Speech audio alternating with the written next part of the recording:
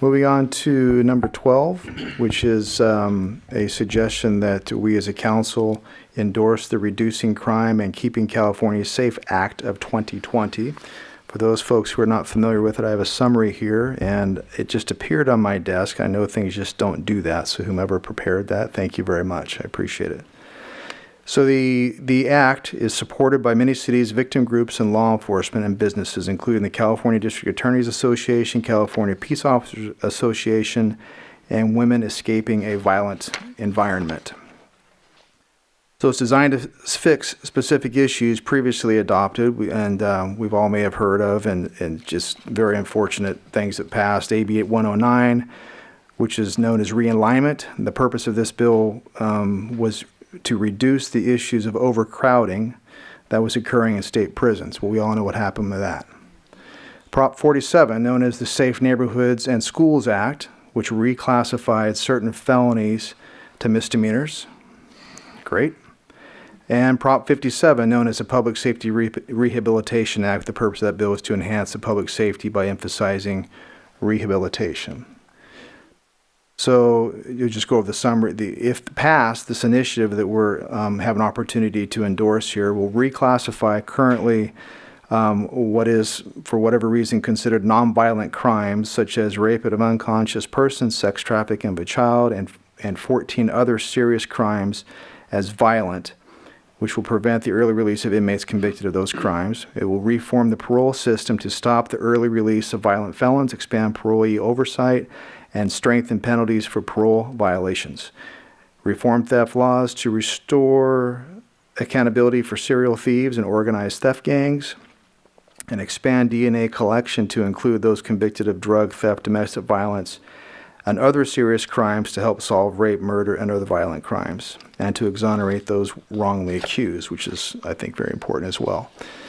So it seems like a no-brainer. We have an opportunity to officially endorse that as a council, and I move that we do so, unless there's any comment from the public or council.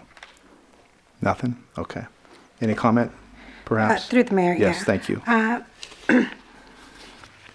was reading through the initiative, and it seems like a quite complex initiative, as most are. They're not easy to follow all the way through. I think it's a great thing that we do support this a ballot measure, because it's going to go into the statewide ballot. It's not necessarily, hopefully the voters agree with us. So I would only request that for future agenda items like this, that we have additional initiative information added to the agenda items, so that we could, have some pros and cons on both ends of this, because there's really no other besides what we have to dig through ourselves. The question that is here that makes me relate it to the sense that collecting of DNA, which I believe is an issue, Chief, is that an issue that we're having in our local area, collection of DNA, and the cost to that? So with DNA, the problem is that they've reclassified felonies to misdemeanors, and when you reclassify felony to a misdemeanor, you're no longer able to collect a sample of DNA. Okay. With this and increasing certain crimes to a felony, then we're able to capture those DNA swabs from those individuals. So where there's some cold cases or potential new cases, how does that relate to a new case and a cold case when the DNA, because of the changes of these particular bills that were passed with the realignment, the Prop 47 and the Prop 57, that really... Well, when you reduce the amount of DNA collection that you're doing, most people don't commit a crime of murder without committing a lesser crime initially.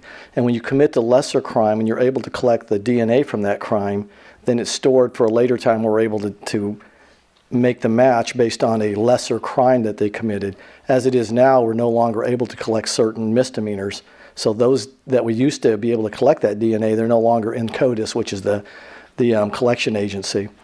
So we'll have a better representation of serial offenders in the data bank. That database.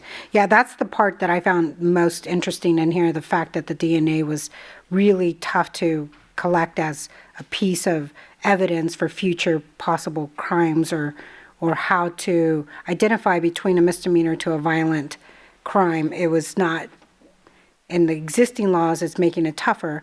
This will be hopefully much more clear to us and to law enforcement and the judicial system. So I just wanted to get your point of view of that because you're in it every day as compared to myself. I'm not, so. Right. I think it's very important, and I think the cost is minimal as far as to the local law enforcement agencies and the amount that you're saving. A serial offender, a theft person that does serial theft, they can get away with misdemeanor after misdemeanor after misdemeanor right now. With the new law, after the third offense, then it gets classified as a serial theft and it becomes elevated to a felony. And each serial theft has a potential of committing another 200 crimes. Is basically one person that commits one crime, when you capture them, if it's a serial offender, they've committed 200 other crimes. Correct. And it's never a felony. Interesting. Well, this helps with the whole issue of our community. I think as a council, we have all agreed that quality of life is one of those things that we always work really hard in our community, and supporting this initiative, those were just areas that I was not clear, and I'm so glad you're here to clarify that today. But I just asked for the next future ones that we have a little bit more additional information if we're going to sponsor any type of potential, put our name on the ballot of that thick book that we all get and hopefully we read. Thanks, Chief. All right, thank you very much. Anybody else care to comment? All right, to entertain a motion. Through the mayor, Yep. I move that we adopt a resolution in support of the Reducing Crime and Keeping California Safe Act of 2020 and the best interest of the city to take our city back and make it safe again. Second. Here's to that. All those in favor? Aye. And opposed? All right, well, it passes unanimously with the note from Councilmember Espandola that in the future, if we can consider presenting the information against a resolution we're asked to adopt. I believe that's what you asked? Yes. All right.